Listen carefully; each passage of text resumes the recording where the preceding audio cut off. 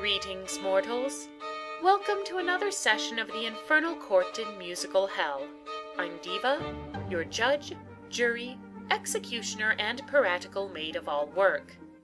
Out of all the direct antecedents to the modern musical, the work of William S. Gilbert and Arthur Sullivan is perhaps the most famous and enduring. The plots of their operettas poke fun at human foibles in a way that rings as true now as it did in the 19th century, and their catchy patter songs are easily tweaked to suit any purpose. As a result, there are scores of revisions, rewrites, parodies, and other tributes to Gilbert and Sullivan and their works, and inevitably, some of these are pretty bad. Among the most notorious is our next offender, the pirate movie. This Australian misadventure is loosely based on the Pirates of Penzance and strongly based on its producer's desire to cash in on the popular trends of the moment. Pirates was undergoing a surge in popularity in the early 1980s thanks to a successful Broadway revival. So Ted Hamilton and company took the story, replaced most of the classic score with pop tunes, cast two fad actors of the moment in the leads, while Hamilton took the role of the Pirate King for himself. I can't imagine where this went wrong. Shall we find out? Already this movie's got me thinking of the wrong kind of seaman. Yes, you can sail the seven seas. Let's deal right away with the eldritch abomination in the room with sin number 1, the additional music. The early 80s easy listening tunes don't fit with the handful of Gilbert and Sullivan songs that remain. A fact that I could easily forgive if the music in question was, any good. But Mike Brady's contributions range from forgettable to unforgettably bad, and are accompanied by the sort of synth and drum kit orchestrations you'd find on a cheap karaoke track. Love, timeless and true. Whenever I need strength, I look to you. Tonight. You replaced Poor Wandering One with that? We open on a generic seaside town celebrating Pirate Week, which is some sort of historical reenactment, touristy, festival thing. Taking in the sights are a bevy of swimsuit-clad gals and their mousy flunky Mabel, played by Christy McNichol in standard I'm wearing glasses and frumpy clothes, so you'll be surprised when I turn out to be a hottie later mode. And chief among the sights they are taking in is that of the perpetually shirtless Christopher Atkins as the local swordplay demonstrator. Ladies, anybody want to learn the art of swordsmanship from a master of cut and thrust? Lunge and parry, in and out. What are you captain of? The innuendo squad? Atkins takes a liking to Mabel because of plot and invites her and her friends for a ride on his boat, but the mean girls commandeer the vessel and leave Mabel stranded. So Mabel does what any person with absolutely no nautical experience would do. Rents a boat and heads out into the open sea after them. Of course, she gets into trouble, and look closely, because there's a subtle difference here between the long shots and the close-ups.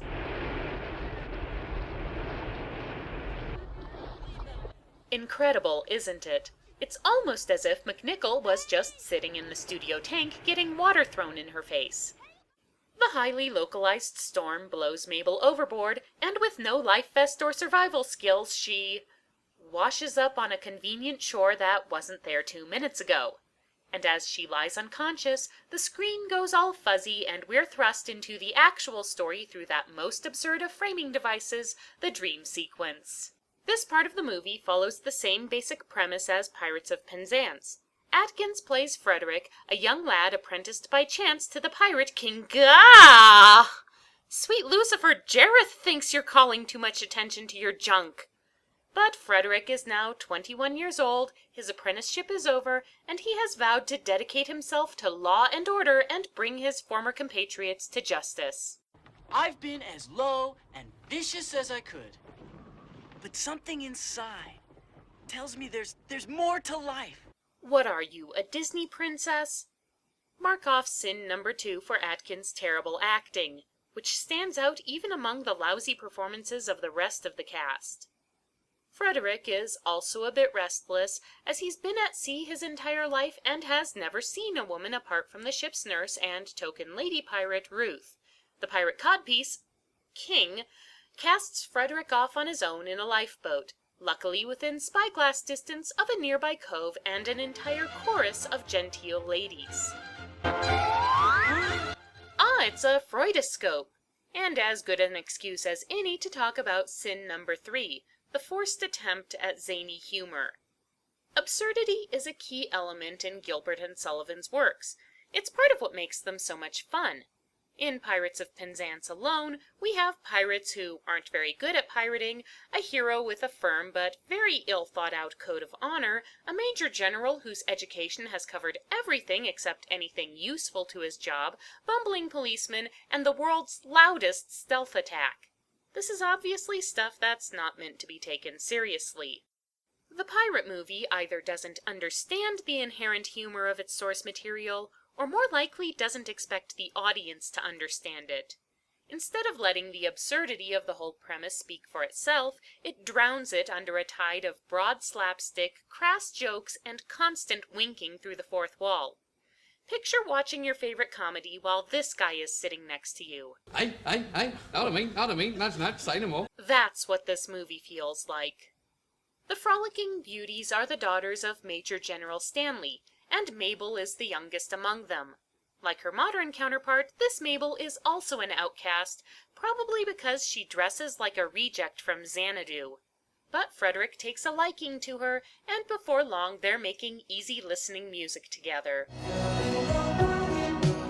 You're all I've dreamed of. I'm not sure if they're filming a love scene or the commercial for the soundtrack. Sessions presents Songs of the Pirate Movie, featuring that one song, that other song, and that really, really bad song. Like a lot of musical romantic leads, Mabel and Frederick go from, hey, you're kind of cute, to let's get married with astonishing speed. But there are obstacles. Custom dictates Mabel cannot marry until her older sisters do, and anyway an ex-pirate is hardly a suitable match for a major general's daughter, and anyway, the rest of the pirates show up to rape and pillage and mostly chase the girls around like a bad Benny Hill sketch. Mabel steps up to defend her family from the Pirate King. You see, the blade grows heavy. She cannot raise it to my heart. I'm not aiming at your heart. Well, you shouldn't make it such a prominent target then. The pirate batch, King, gets the better of Mabel, but fortunately she is rescued by the arrival of her modern Major General father and the famous modern Major General song, complete with thrown-in topical references. I comprehend contemporary culture, North American. I straighten more piratical erections than Boderican. If I may play Angel's advocate for a moment, it's true, this does date the movie in a big hurry. But it's also common practice. Go to your local summer stock production of Gilbert and Sullivan, and it's better than even odds that there will be one or two jokes about current or local events dropped into the script. Rewrites of the Major General's song in particular are so widespread that more people are probably familiar with the parodies than the actual lyrics. Even I've done one. I am the very model of a diva demoniacal. All right. Yeesh, everyone's a critic. So, all in all, it wouldn't be fair of me to single out this movie for doing something which scores of other productions have done before and since. But what's the fun of being a demon if I can't be evil for the hear of it every now and then? Bad rewrite of the Major General song, sin number 4. The Major General already has a beef with the pirates since they stole his family jewels. Not to be confused with the ones that the pirate area keeps flaunting.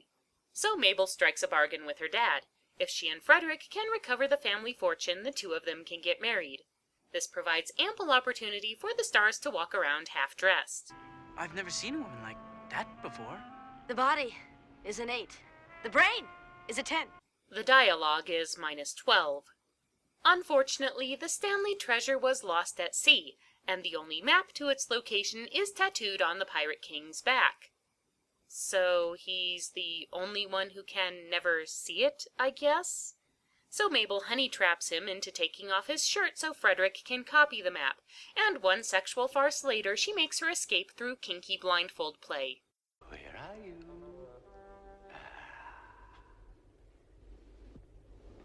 Be gentle.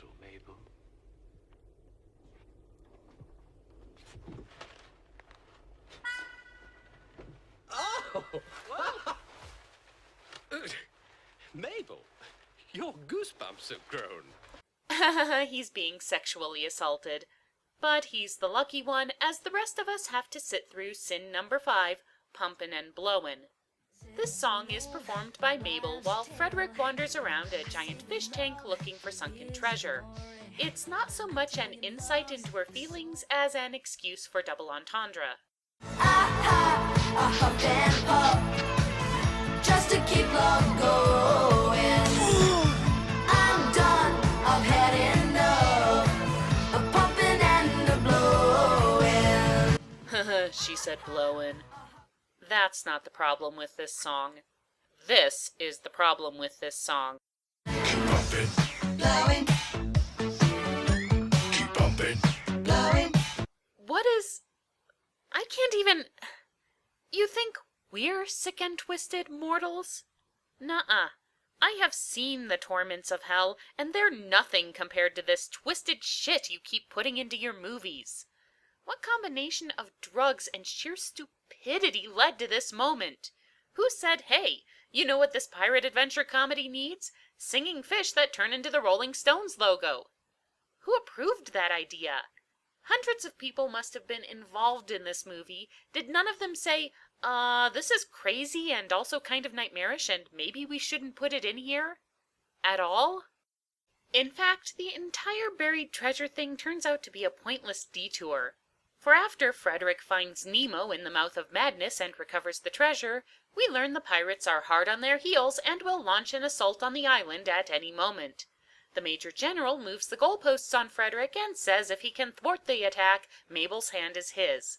Unfortunately, before he can leave to rally the troops, he gets tangled up in another detour as he battles with the Pirate King.